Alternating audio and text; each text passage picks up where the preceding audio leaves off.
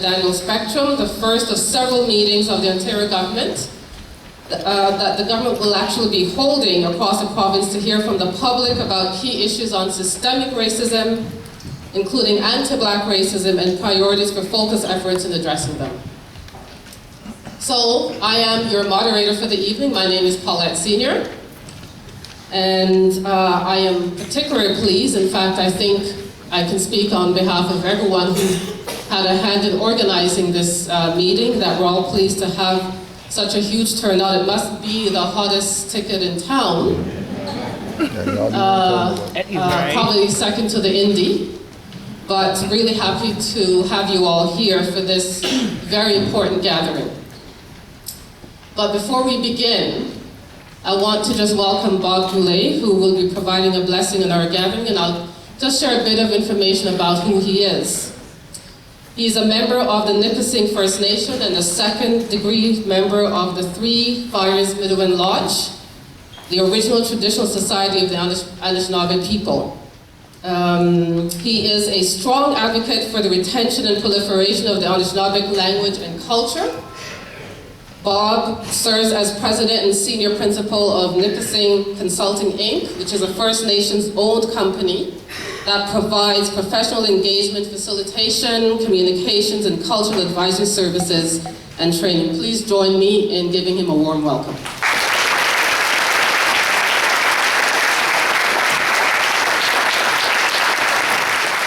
It's also a reminder of how important it is to support one another.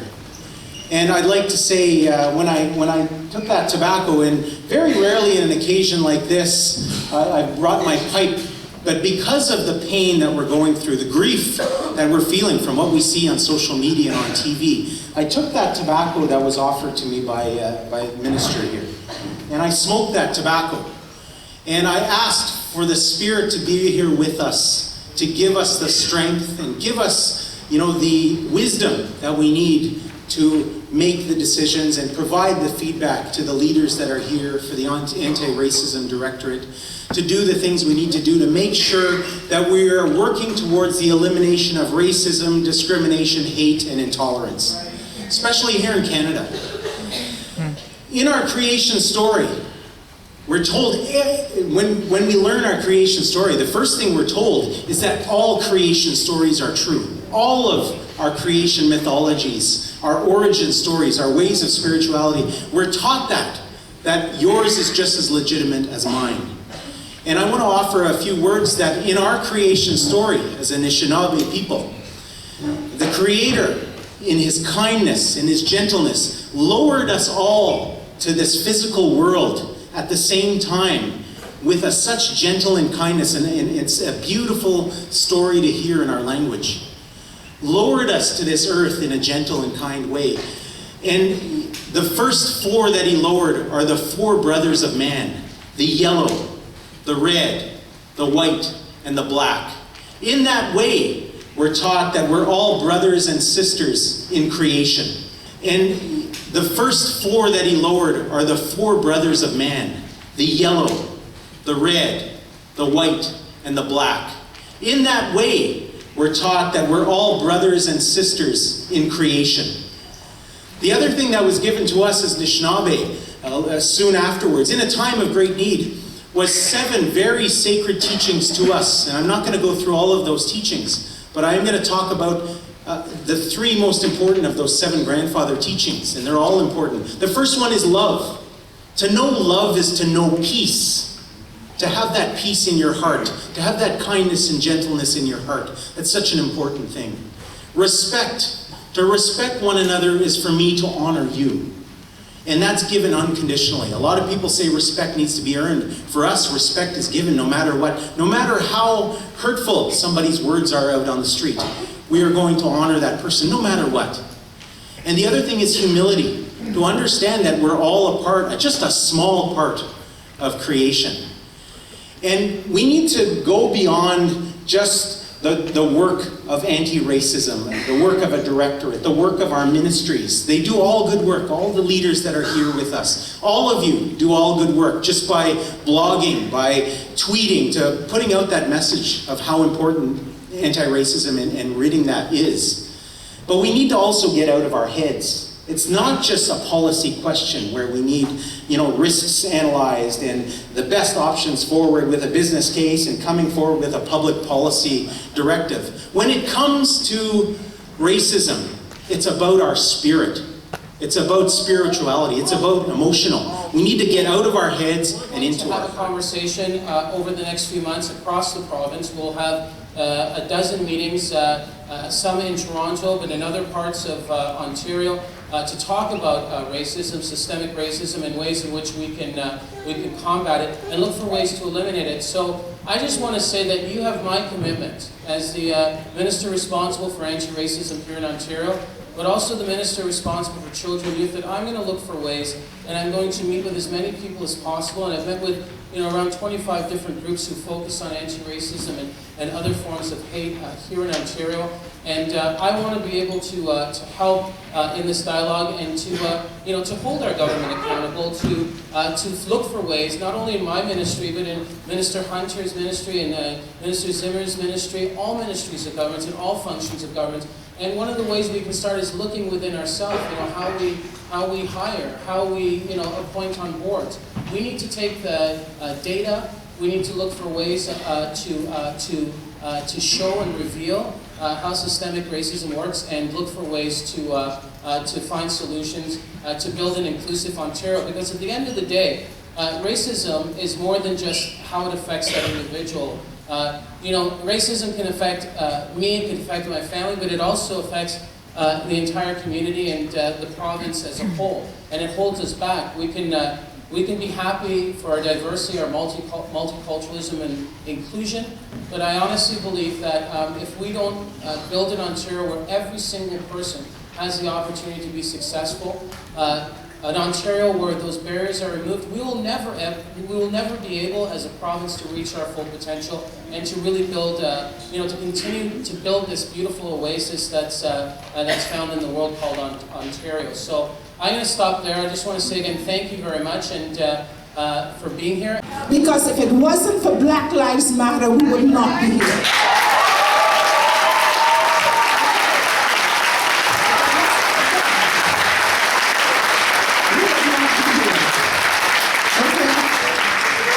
They have asked for this meeting for a long, long time. I will tell you my name. My name is Akua Benjamin. I am with Black Lives Matter. I am also with the Anti-Black Racism Network, and I am a founding member of Black Action Defense Committee.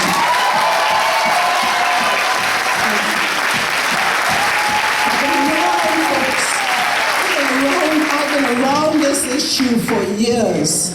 It's almost 50 years I've been in this country, and for those 50 years that I've been here, there hasn't been a time when the Black community has not met with officials like yourselves. There hasn't been a time in the last 50 years when we have not marched on the streets of Toronto, calling us, and all for our marches and our walks and our struggle against racism. It isn't cutting it. Ministers, it's not cutting it, man. It's not cutting it. What has to cut it is anti-Black racism, a focus on us. And it's not asking for special attention. You think that when we say anti-Black racism, it is when we're asking for special favors. No, we are a group that in this country faced histories of slavery.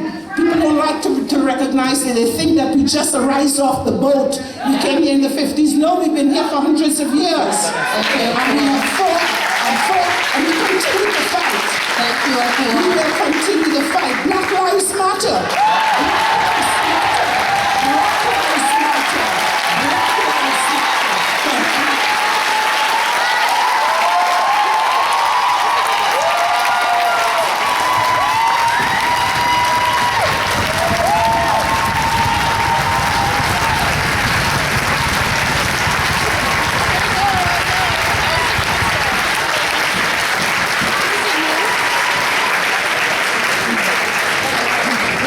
Thank you.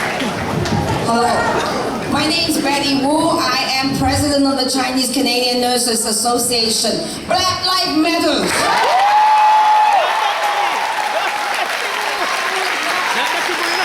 I would not say all life matters at this time because it's whitewashing. Black Lives Matter. Listen, really listen. Black boy, me tired for weed for you. Tired for watch the youth them a burn the cali weed for you, trying desperately to numb the pain what them feel for you. Make this year be the change we long for seeing you. Struck about town with the books them close to you.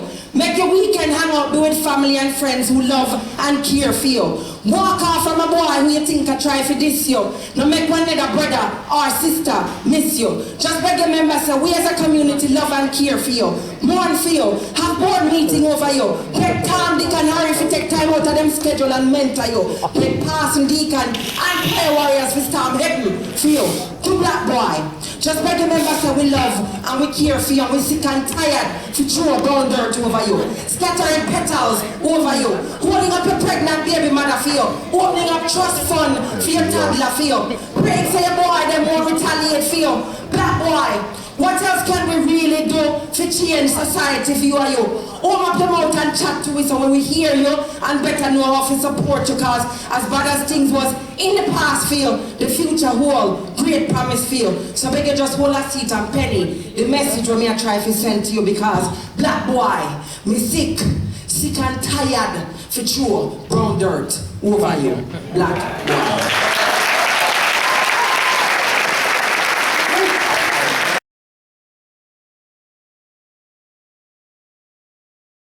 What you just said when you stopped your bike, yeah. About the hat? Yeah. Yeah, I was just noticing your lovely hat. All right.